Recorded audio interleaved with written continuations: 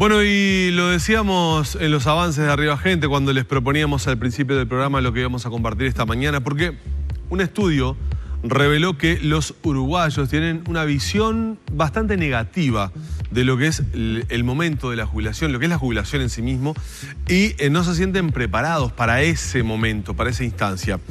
Para hablar de este tema es que estamos recibiendo esta mañana, y es un gusto realmente, a Mónica Yadó, que es docente de la Facultad de Psicología y del Centro Interdisciplinario de Estudios sobre Envejecimiento.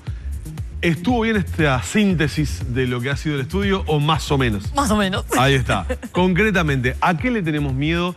Es a la etapa que comienza, a ese paso, a la incertidumbre de lo que va a venir. Básicamente podríamos decir que dos son los temores. Uno que, digamos, podríamos decir se reduce a lo económico, ¿no? Y digo se reduce porque si bien obviamente lo que es una pensión o una jubilación para un trabajador no es suficiente de acuerdo a lo que es la canasta de vida que tenemos, etcétera, es obvio que el problema de la jubilación no se reduce solo a lo económico, ¿no? Claro, y no, pero claramente cuando el momento del retiro de la persona, del asalariado, el momento del retiro, comienza a percibir menos dinero del que cuando era integrante de la población económicamente activa. Exactamente. Entonces, obviamente que ahí hay toda una cuestión, digamos, difícil de procesar en torno a cómo redefinir mis gastos con ingresos diferentes.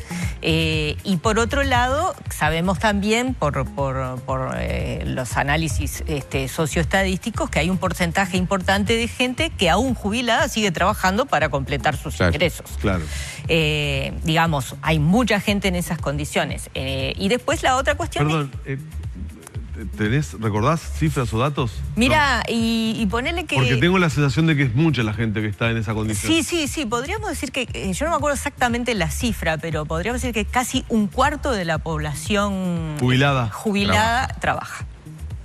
¿Ah? Es un dato no menor, ¿eh? No, por eso, es un dato importante. Porque aparte seguramente hablemos de su empleo o de condiciones de trabajo que no son las ideales. Obviamente.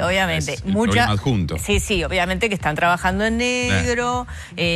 Muchos por temor a perder beneficios de la jubilación. Claro. Otros a veces no se dan cuenta que de repente están trabajando en cajas diferentes, por lo tanto podrían perfectamente estar... aportar y tener los beneficios. No, pero bueno, o sea que, digamos, la cuestión económica es un problema serio que plantea la gente, por lo tanto, digamos, no podemos eludir eso. Segundo... Pero claro, yo soy psicóloga. Está el impacto psicológico del retiro. ¿No? Entonces, claro, está el impacto psicológico. ¿El dolor de ya no ser, se puede decir? Algo así. Algo así, ¿no? Algo así. En algunos casos. Digamos que en más casos de los que de repente uno se imagina, ¿no? Porque claro, acá, digamos, lo que nosotros trabajamos en relación a eso es ¿qué es el trabajo para la gente? ¿No? Si el trabajo es solo empleo y es un empleo alienado, un empleo que no me realiza, la jubilación es una fiesta. Claro. Por lo menos en el término etimológico del jubileo, ¿no? Pero tampoco están así por lo que decíamos antes, ¿no? Pero digamos que igual uno se las puede arreglar, ¿no? Dentro de todo, en el sentido de reformular su tiempo, digamos, y ahí es uno de los puntos centrales de trabajo. ¿Qué hacemos con ese tiempo que ya no vendemos, ¿no? Ese tiempo que ahora es nuestro. ¿Qué hacemos con ese tiempo, no? Esa sería como la gran pregunta. Claro, esa frase... Ya trabajé toda mi vida, ahora llega el momento de parar la máquina, voy a disfrutar. Claro. Esa máxima no creo, por lo que estás diciendo, que se aplique todo el tiempo. Claro, el tema es, ¿qué hacemos con el tiempo? ¿No? O sea, ese tiempo es un tiempo para mí, es un tiempo para otros, es un tiempo para la realización personal, es un tiempo para reformular mi proyecto de vida, para reformular mi contrato con la vida, ¿no? Porque si vos decís cuántas horas trabajamos por día, es mucho tiempo. Es mucho, o sea, porque el tiempo de trabajo no solo se restringe a las horas concretas de trabajo, ¿no? El tiempo de desplazamiento y para muchas profesiones el tiempo post horario de trabajo, ¿no? Porque uno sigue trabajando. Lo que ocupa en la cabeza, por más que estés en tu casa cocinando, ¿no? Y el tiempo subjetivo, ¿no? Los líos que tuviste en el trabajo, etcétera, etcétera. Es que con los celulares te llevaste ese trabajo a tu casa ahora. Exacto, con la tecnología uno sigue trabajando. Celulares, computadoras. Mucho más allá de las horas que marque en la tarjeta, ¿no? Entonces, por todas esas cosas, la dimensión del tiempo y de la ocupación del tiempo y qué hago con mi vida, digamos, no es una cuestión menor. Sobre todo por cómo resolviste inclusive el tema del tiempo libre o tiempo de ocio, que no es lo mismo, durante el trabajo, ¿no? Porque si vos tu tiempo libre y tu tiempo de ocio tampoco lo supiste, te lo supiste apropiar, y el tiempo libre y el tiempo de ocio resultó ser en realidad otro tiempo de consumo, otro tiempo de... Nada te garantiza que ahora que tenés más tiempo puedas explotarlo positivamente. Exacto. Y después otra noción que también nos importa resaltar es el tema de, por lo general, el tiempo productivo de las personas se valora en función del dinero. Sí. ¿No? Entonces, ¿qué pasa con el tiempo productivo de las personas que tiene otras dimensiones, ¿no? Entonces, ahí está también la otra cuestión, ¿no? ¿Qué hacemos con nuestro tiempo, ¿no? ¿Qué capacidad productiva, creativa podemos desarrollar con ese tiempo?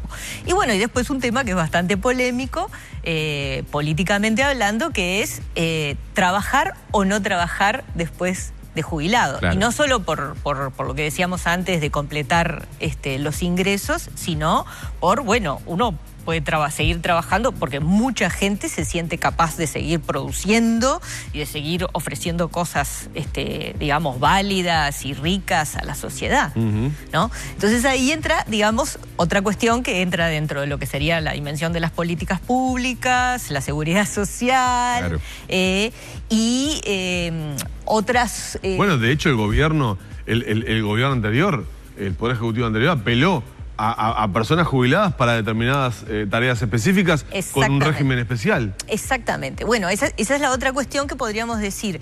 Bueno, pero a ver, ¿cómo las organizaciones del trabajo manejan sus recursos humanos, ¿no? Muchas veces hay muchas organizaciones que no consideran los recambios generacionales. Por lo tanto, a veces no se pueden dar el lujo de perder cierta gente porque pierden un montón de saber hacer, ¿no? Que les queda un agujero importante.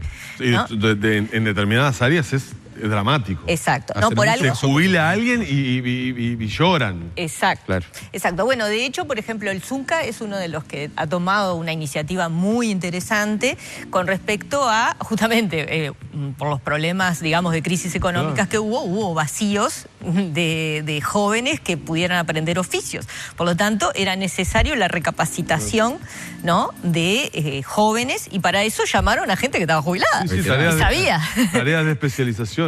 Ahora le llaman el know-how, pero saber hacer. El saber hacer, ¿no? Me quedé pensando en esta cuestión de la felicidad o no, o del estado de cada persona emocionalmente, una vez se jubila esa persona.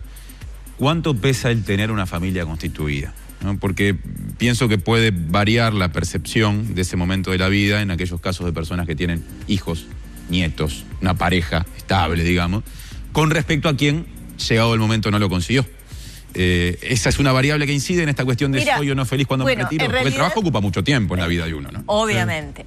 Y distrae a veces. Y distrae, y te diría, puede ser un escape también. Claro. Un escape de la familia, de las responsabilidades, de los vínculos conflictivos. Yendo por el otro lado, ¿no? ¿No? Entonces, digamos que, por eso yo hoy planteaba, la jubilación va a tener un significado en función del significado y el lugar que tenga el trabajo para cada persona, ¿no? Entonces, obviamente que si el trabajo fue algo muy importante para vos, que forma, digamos, es clave para tu identidad, ¿no? Perder el trabajo va a suponer un duelo, o sea, cualquier transición implica, digamos, un proceso de duelo, ¿no? Entonces, ¿qué pasa en esa transición, en ese duelo con la familia, ¿no? Digamos, ahí obviamente hay diferencias de género. No es lo mismo esa transición para una mujer que tuvo siempre doble empleo, ¿no? El empleo remunerado y el empleo no remunerado doméstico, ¿no? Es muy distinto. A veces lo que pasa para esas mujeres es hijos que empiezan a cobrar cuentas. Claro. No es fácil. Claro. Otras veces es la alegría de muchas mujeres de poder dedicarse a los nietos. Hay algunas abuelas ahora que me dirán, estás loca, yo quiero salir a viajar, no quiero cuidar ningún nieto, ¿no? Porque también está la reivindicación de quiero mi tiempo. Sí, claro. Mi ocio. Eso lo procesa cada uno dependiendo. Yo el fin de semana leía un artículo periodístico que te hacen los colegas del País. Sí. Renzo. Sí, Renzo Rosello. Yo no sé si fue el viernes o el sábado que salió publicado. Salió el domingo. O el domingo, ahí va. Claro, lo que quiero decir es que lo leí el domingo, pero no me acordaba si era el sábado o el domingo. Allí, por ejemplo, ponías un ejemplo bien puntual, el de una médica, que realmente es ilustrativo de las cosas que pueden llegar a pasar o hasta dónde puede llegar a ser conflictivo el momento del retiro. Si podés compartir esa anécdota. Claro. Bueno, ahí de alguna manera de lo que se trata es justamente de esa identidad y ese lugar que tiene el trabajo para la gente, ¿no? Si vos dedicaste toda tu vida a la medicina y no generaste, por ejemplo, el ejemplo de esta persona, y no generaste y no desarrollaste ninguna otras actividades, vínculos sociales, afectivos, etcétera, por fuera. Vivió para su trabajo. Todo, pero nadie puede negar la eminencia médica de esta persona. Ahora, cuando se jubila, y que es muy difícil a veces sostener, para muchas personas, digamos, que construyen determinados vínculos en su trabajo, logran, o sea, hay un autor argentino, Salvareza, que plantea el concepto de heredero social, ¿no? Entonces, el heredero social es aquel que lega tu trabajo, ¿no? Tu producción, tu obra, ¿no?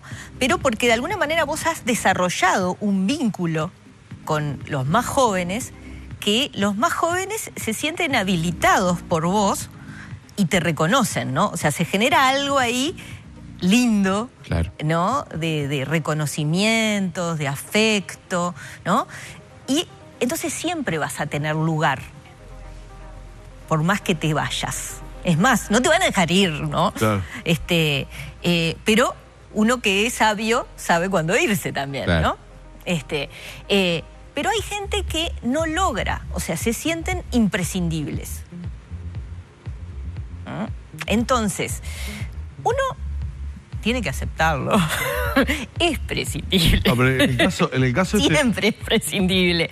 El tema es qué cosas generás vos. O sea, por eso Norberto Bobbio, un filósofo italiano, planteaba, lo más importante no son todos los títulos que he ganado, todos los libros que he escrito, todos los premios que me han dado. Lo más importante son los vínculos.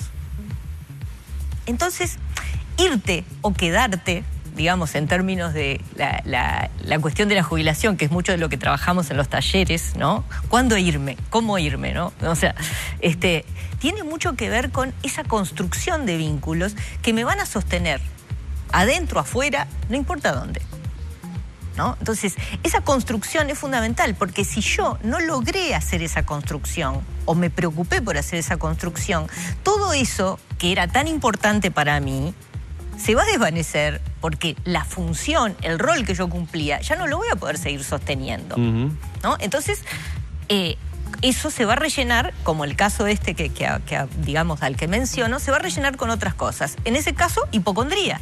Claro, yo te iba a decir eso.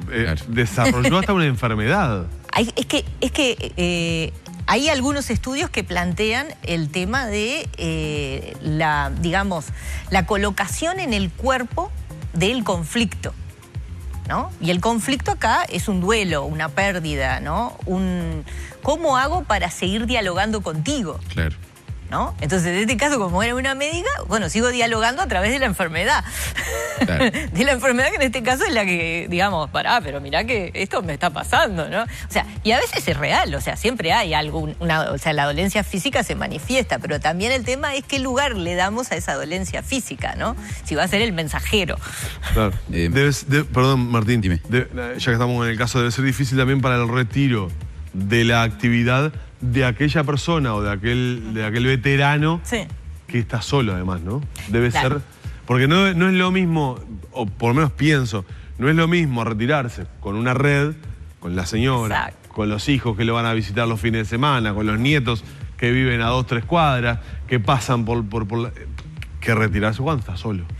Porque la red o lo que tenés de contención es tu entorno y tu trabajo. Exacto. Si estás solo. Exacto. Y si te quedás sin eso... y bueno, ahí debe ser difícil también, ¿no? Mira, ahí tenés de todo también, porque hay gente que padece sus trabajos. Entonces, claro, a veces la soledad es una liberación. Claro. Digamos, la soledad no siempre es un sacrificio para mucha gente. Para mucha gente es algo que disfrutan. Más allá del modelo social que a veces se nos impone, ¿no? Pero es cierto que la soledad puede traer otros problemas que son el aislamiento, ¿no? O sea, no necesariamente la soledad lleva al aislamiento, pero a veces sí se asocia al aislamiento. Y el aislamiento sí es un problema. Claro. ¿No? Porque el aislamiento, digamos, es lo que no puede protegerte de ideas depresivas, suicidas, del alcoholismo, no sé, del cuidado, de la falta de cuidado, digamos. O sea, el aislamiento te empieza a generar otros problemas que, digamos, pueden ser muy graves, tanto psíquicamente como físicamente. Me quedé pensando en algo que puede conectar con otras características del Uruguay país, ¿no? Hay tareas, la mayoría en las que uno a los 60 y pico de edad, con 30 y pico de aporte, se tiene que ir. Después cada uno se manejará, y algunos lo manejarán mejor y otros peor. Hay tareas en las que no, y en este país, por ejemplo, siempre se habla de lo avejentada que está nuestra clase política. Vivimos en un país en el que a veces la gente grande que ha llegado a lugares importantes, por cuestiones culturales, que vaya a saber de dónde vienen, tiene dificultades para generar esa herencia social de que nos hablaste, de la que nos hablaste más temprano. El legado. El famoso legado. Hay algunos atornillados.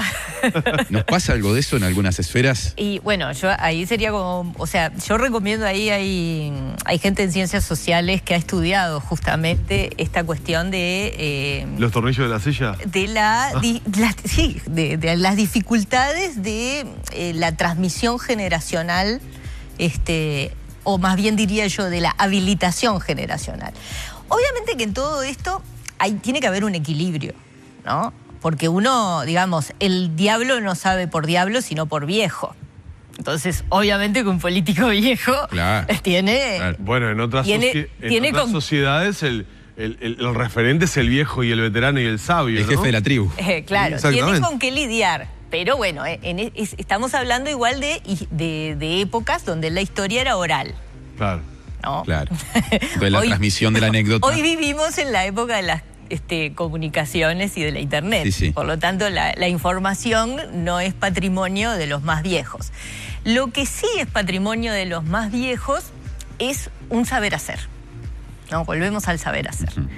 Y no necesariamente por ser viejo sos sabio, ¿no? Pero si lograste aprender de lo que hiciste y de lo que no hiciste, probablemente puedas ser un muy buen asesor, ¿no? La otra cuestión es la relación entre las generaciones. Claro. ¿No? Yo no te puedo decir lo que tenés que hacer, pero tengo que estar de alguna manera, te tengo que habilitar y te tengo que dar herramientas. La pregunta sería, ¿cuántas herramientas realmente nosotros aportamos, ¿no? Como adultos a los más jóvenes? Tengo que ir cerrando la entrevista con la psicóloga Yadó por acá. Han llegado muchos mensajes, obviamente, opinando. Me quedo con este último y lo elijo porque me gustó lo que dice Ana María. Dice, tengo 59 años, estoy cobrando subsidio por inactividad compensada que se da por despido y estoy aliviada de no trabajar. Trabajé en la vestimenta, un rubro que es muy duro, nos cuenta, y la verdad pienso hacer muchas cosas cuando me jubile. Trabajo en casa, pero no me afecta dejar de trabajar porque para mí el trabajo siempre ha estado en un segundo plano.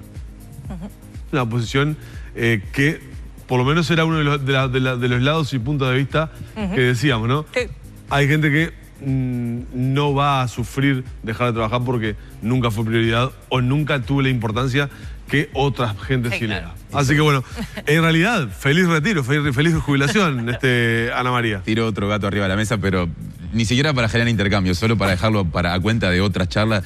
Recuerdo la polémica que hubo, creo que fue en las elecciones de 2009, cuando el entonces candidato José Mujica habló de que en realidad no queremos, no nos gusta tanto trabajar, y bueno, y se planteó una discusión casi filosófica entre quienes dicen el trabajo es necesario para el desarrollo de la persona más allá de lo económico, y los que defienden la teoría de que en el fondo queremos tener más socios. Se reeditó hace poco cuando en la campaña aquella del Ministerio de Turismo, ¿te acordás del sanguchito? ¿Te acordás? Se reeditó. Uy, ¿qué pasa? Que estamos potenciando el que no